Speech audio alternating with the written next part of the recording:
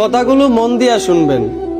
গাধাকে যখন সৃষ্টি করা হলো তখন গাধাকে বলা হলো, তোমাকে সকাল থেকে সন্ধ্যা পর্যন্ত প্রচুর পরিশ্রম করতে হবে, সারাদিন পিঠে বোঝা বয়ে বেড়াতে হবে, খেতে পারবে শুধুই ঘাস, তোমার মাথায় কোনো বুদ্ধি থাকবে না, আর তোমার আয়ু দেওয়া হবে 50 বছর।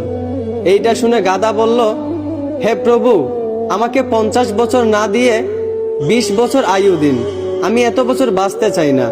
সৃষ্টিকর্তা তার এই কথা মঞ্জুর করলেন।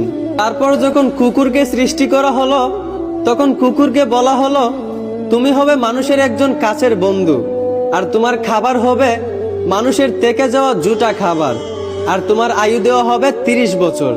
এইটা শুনে কুকুর সৃষ্টিকর্তার কাছে হাত জোর করে বলল, হে প্রভু, আমি 30 বছর বাঁচতে চাই না, আমাকে 30 বছর থেকে 15 বছর আয়ু দিন।